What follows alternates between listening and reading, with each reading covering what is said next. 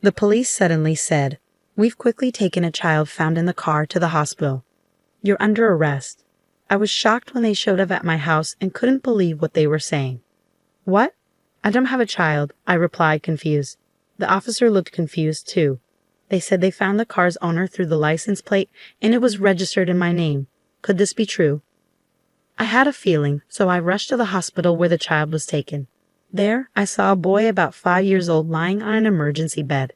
His face was red and rough, but my heart raced when I saw his familiar face. From that moment, my life changed completely with this child at the center. I am Emily, a 33-year-old who works from home. I started dating my husband, Michael, when we were in college together in the same club, and we got married after graduation. We've been married for 10 years but couldn't have children. We even tried fertility treatments, but I found out I had a condition that made it hard to conceive. Michael, being kind-hearted, told me, "It's okay. Let's live happily, just the two of us." My in-laws are nice, and since my brother-in-law already had a child, they never pressured me. But I felt bad for my parents, who were hoping for grandchildren. I live near them and visit often. If only my brother John had a child. I have a younger brother, John, who is 7 years younger than me. Maybe because he was the youngest, he started hanging out with bad influences in middle school. He says it's because our parents compared him to me, the smarter and more accomplished older sister. But from my perspective, our parents treated us equally. Still, John rebelled and caused a lot of trouble. At 20, he said he was cutting ties with the family and left home, disappearing without a trace. I haven't seen him since then. Sometimes I look through old photo albums and remember the days when John, as a toddler, would follow me around, calling me sis. One day, while I was working from home, my doorbell rang nonstop. I panicked and checked the camera, seeing the police at my door. They suddenly announced, "We've transported a child found in a car. You're under arrest." I was shocked and speechless. "What? I don't have a child," I said. The officer looked just as confused.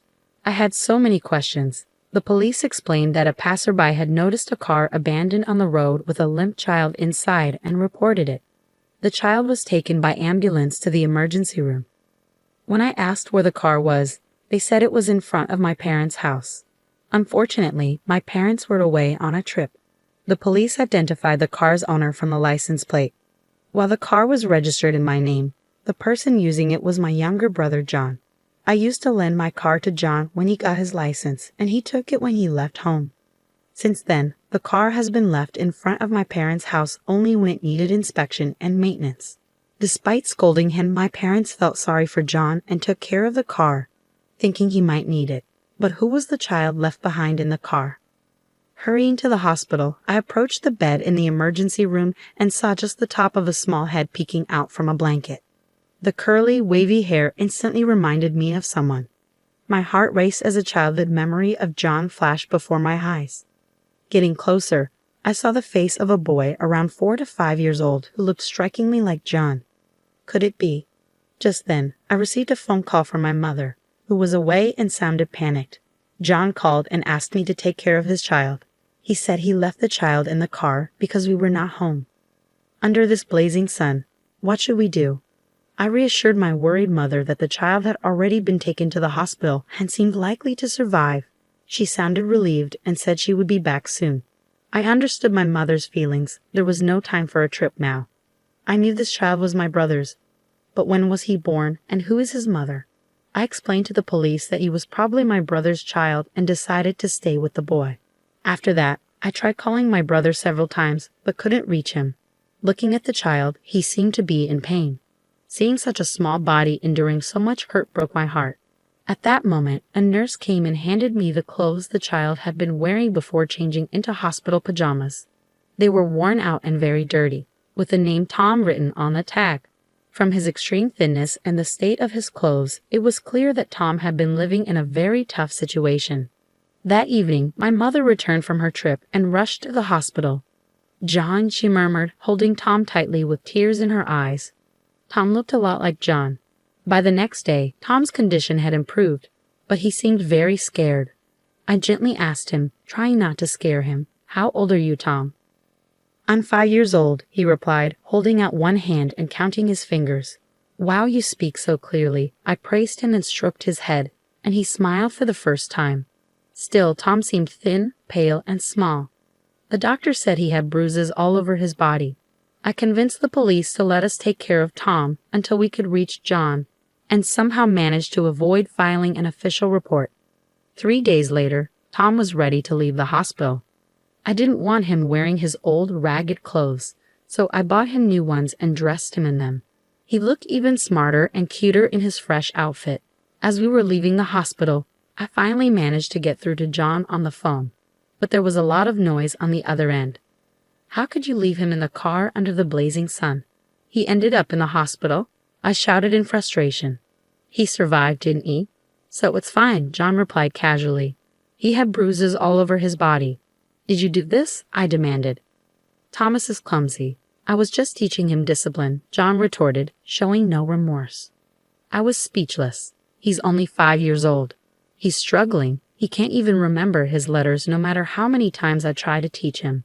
It's frustrating, so I left him at our parents' house. I was shocked by my brother's harsh words about his own son. Considering it might be best for Tom not to be with such a parent, I was even more appalled when John added, "I'm in the middle of a casino jackpot right now," and abruptly hung up the phone. Seeing Tom, who looked visibly worried, begin to silently shed tears, I gently said, "It's going to be okay," and comforted him by stroking his head. At 5 years old, it's natural to feel scared and cry, but he didn't seem to be asking for his dad or mom, which struck me as unusual. I couldn't help but wonder why, and it pained my heart. After discussing with Michael and my parents, we decided that Tom would stay with us at our home. At home, I prepared a kid-friendly lunch with hamburgers and fries, adorned with colorful character flags. When I set the plate in front of Tom, his eyes lit up. "I've never seen food like this before. Can I really eat it?" he asked. "Of course, Tom. I made it just for you," I assured him. I loved watching him eat, with ketchup all over his mouth and a big, crunchy smile. In the evening, Tom had a blast playing in the bath with Michael, laughing and having a great time. At bedtime, I'd read him picture books while lying next to him. He listened attentively with sparkling eyes, but sometimes he'd look at me with a worried look. "Can I stay here forever? I don't want to go back home anymore," he pleaded one night. "I understand. You want to stay here with us, right?" I asked gently. Tom nodded with relief, and it broke my heart to see him feeling that way. As the days passed, he grew even closer to me and Michael. He'd offer to help fold laundry or try to carry my shopping bags with his little body when we went out. Living together, I discovered what a kind and wonderful child Tom was. Michael and I grew very attached to him, and we began discussing the possibility of adopting him, especially if John and his partner weren't planning to raise him. When I checked with the city office, I learned that my brother and his wife had registered Tom's birth, and according to their address records, they were living with Tom at our parents' house. We started the process of consulting with family court about adoption. About a month after Tom came to live with us, John and a young woman came to visit. "Hey, thanks for taking care of Tom, lol," John said casually. "I don't want to go back," Tom whispered, quickly hiding behind me. He must have had some frightening experiences. It had been years since I'd seen my brother, and he looked more confrontational than ever, with disheveled clothes. The young woman with him, who introduced herself as Riza, had multiple piercings in her ears and nose and dressed flamboyantly. "How did you find out where I live?" I asked, puzzled. "Mom told me. By the way, sis, you're living in a nice house and having a great life, huh?" "I have something to discuss about Tom." "Let me in," John said. I felt uneasy, but I couldn't refuse when it was about Tom. According to my brother, he had married this woman shortly after leaving home. They had been moving around a lot, and there were times when they lived in their car because they had nowhere else to go. While he looked around my house, my brother suddenly got to the point. "I heard from Mom that you don't have any children, right? You've been married for 10 years with no kids, so maybe you can't have any," he said. "What are you trying to say?" I asked, feeling a sense of foreboding. "We have a great idea. If you want Tom, how about it? But it won't be for free," he said bluntly. I was shocked by John's audacity, trying to sell his own son for money after previously trying to leave him with our parents out of annoyance. I was filled with anger. "John, do you realize what you're saying? Tom is not some object to be sold. What? Acting all righteous now. I rebelled because of your seriousness. Our parents always favored you, John sneered. It's ridiculous to blame our parents and me for your own choices. Shut up. Just give me the money, John demanded, raising his hand as if to strike me.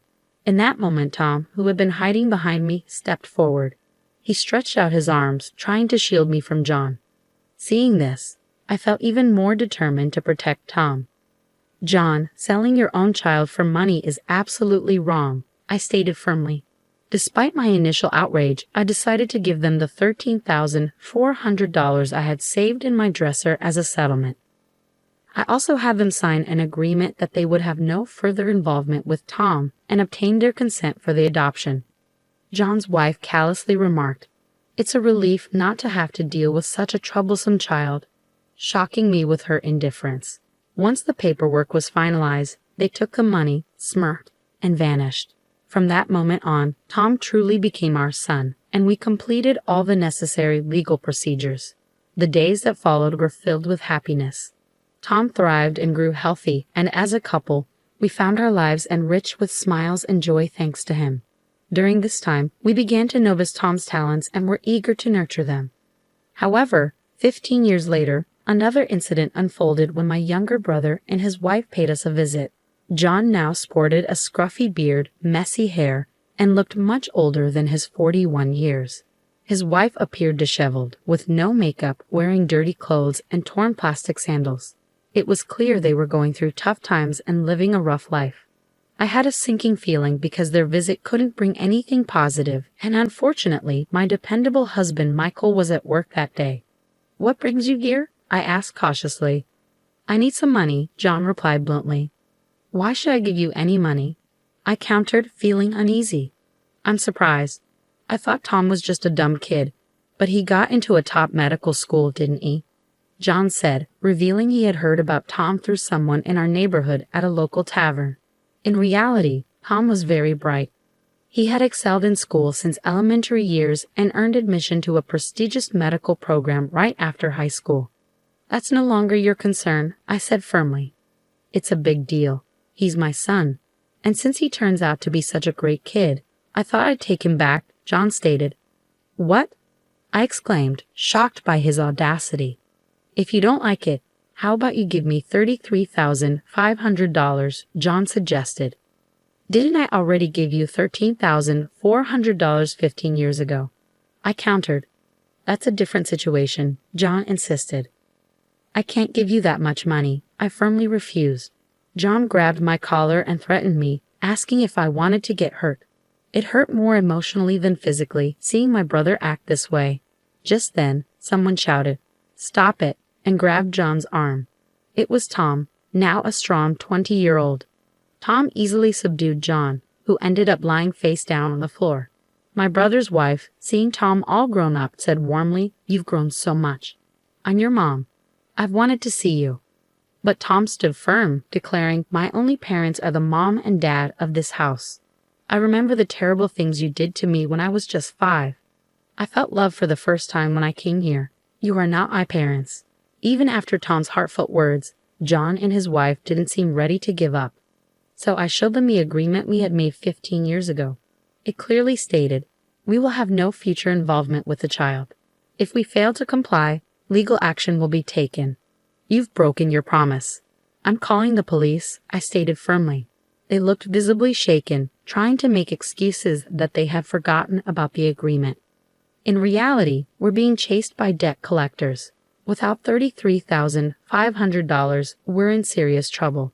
Please don't be so heartless. Help me out, sis. You're well off, right? John pleaded. Despite his earlier threats, now he was begging. "I can't help you. The moment you abandoned Tom, you lost any connection with me as well. You're no longer my brother," I said firmly. "Please," John begged, desperate and defeated. I firmly rejected John's pleas. Helping him would only enable his behavior to persist. As their insistence continued, I was on the verge of calling the police when they reluctantly left. Later, I learned that the couple had been arrested for shoplifting and were now leading a troubled life in jail. Meanwhile, Michael, Tom, and I continued to live peacefully and happily. Seeing Tom's determination to become a doctor and help those in need fills my heart with joy. Thanks to Tom, our days are filled with laughter and contentment. We look forward to continuing our happy life together.